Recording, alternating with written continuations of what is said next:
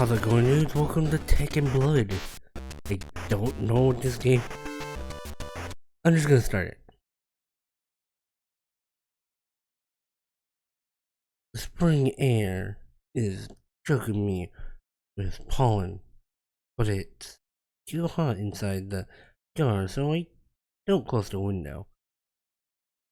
The Game Boy graphics. Noise of passing cars, pleasantly muffled. My new partner's rant. Look, I understand that you don't want any upgrades, but upgrades can turn good detectives into super detectives. Your body is a perfect balance of tech and blood, but he is mistaken to think that upgrades are superior to experience. I don't want to reply, so I look away.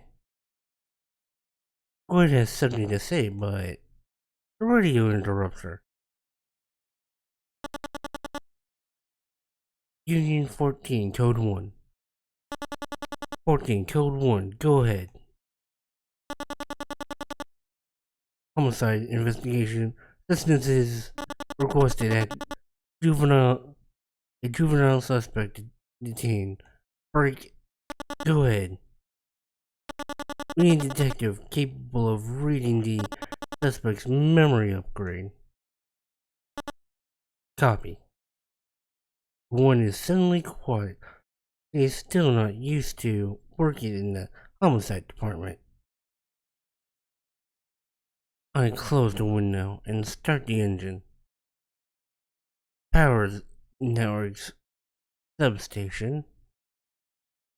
One jumps out of the car and runs full speed to the police line. Her boots are wicking in the mud. After a short experience with the reporting officer, she receives a suspect's memory module. I follow Gwen while trying to avoid the mud. It's a cheap model, so the data retention is limited to the last few hours. But it should be enough, I think. I prefer to investigate the scene first. But Gwen doesn't listen to me. Instead, plugs the module into the slot hidden behind her neck and closes her eyes for a few moments.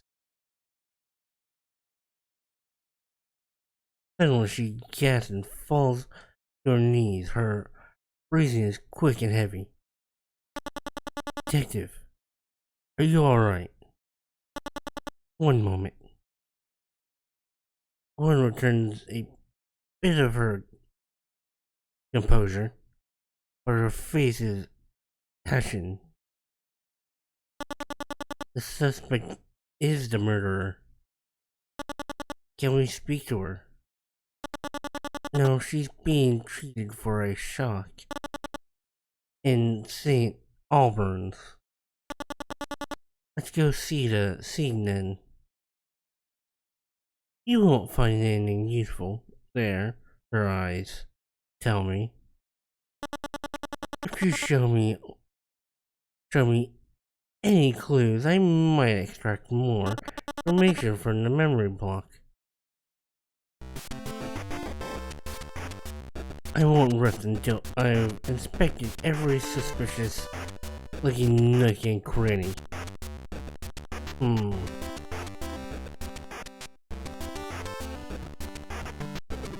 I still feel sick when I remember dragging Olivia's body. She was so light. But I kept losing hold of her collar because of the clothes all the way to the Transformers. Okay. 2 is right here. These wire cutters are pretty big, but it was still hard for me, or for the suspect, I mean. He cut through a chain link fence. Her hands were all bloody under her protective clothes.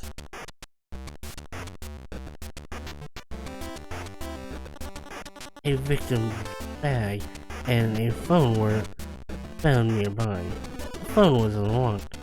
Notes inside confirmed that the suspect hated her guts.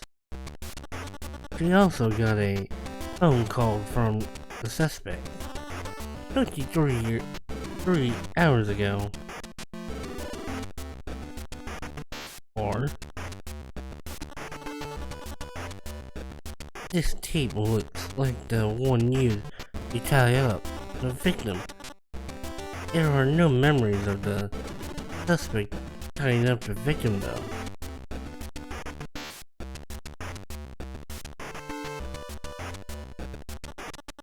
When the suspect came to, it took her just a moment to recall everything.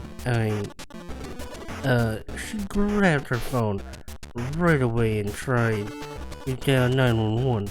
Her hands were shaking and her false nails didn't help either. Last one. One sighs when I ask her to access the memories. She closes her eyes and recites what she's just seen. Her voice trembles a little. I open my eyes to the feel of rain on my face. I look down and I see Olivia, my classmate. She's tied, her mouth covered with tape. I grab her by the collar and drag her through the hole. A cut in the chain link fence. Her body is wriggling, so I smack her cheek so hard my palm burns. The air smells like ozone and cracks with static. We're getting closer to the low buzz of some high voltage transformers. I pull her up. Her legs are shaking. Now she's standing. We look into each other's eyes, and I see a silent plea in hers. I kick her with all my might, and her body flees right into a half-open casing of a transformer. An explosion of sparks and smoke cover my vision. I feel an intense blaze. When the smoke clears, traces of smoldering ashes, all that's left of Olivia. Holy! It seems that the suspect passed out shortly after. The Nilhogg stopped for about 20 hours. When the suspect came to, she was terrified of her own actions and called the police immediately. I think the case is crystal clear. Bull.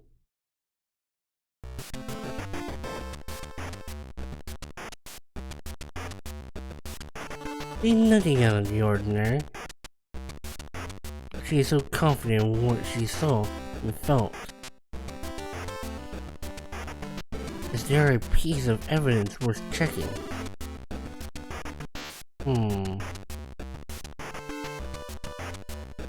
Is there?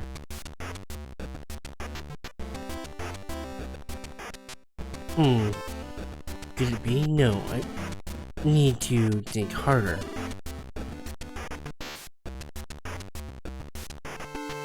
No.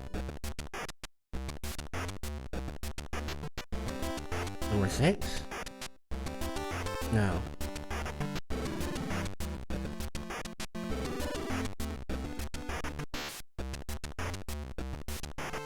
The suspect was wearing her gloves until she passed out, but she wouldn't be able to see her nail extension wearing gloves when she was calling 911.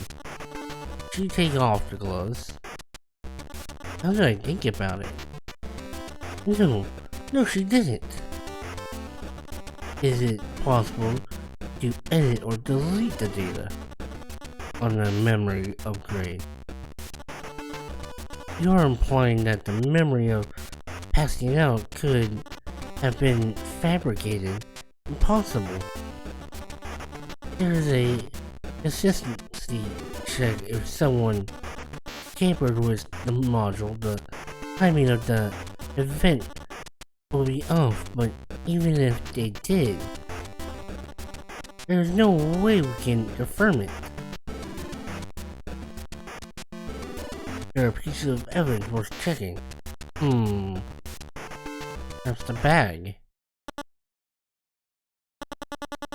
I compared the call log with the records from the phone company. There was a deleted call between the phones 30 hours ago. Was there anything else deleted?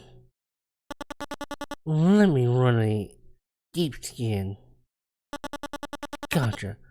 4 photos were deleted from the victim's phone, restoring a blurry chain link fence, a blurred figure of an adult woman carrying a body, a blurry downpour of sparks, a blurry woman's face, Gwen's mouth opens in disbelief. There were 2 murderers. Olivia took a picture of the first one and paid for it was her life. Then the murderer set up Olivia's classmate to pull out the radio.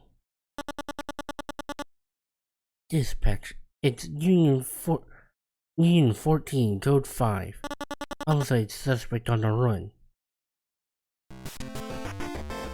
That was actually really good, really fun. I wouldn't mind like a full game like this. That was actually pretty cool. I love the whole nostalgia factor of it. The gameplay wasn't bad either. No, the gameplay was great. Definitely would love a full game. And yes, I know I'm repeating myself. But anyways, thank you all for watching. Have a wonderful day. And I'll see you guys in the next video.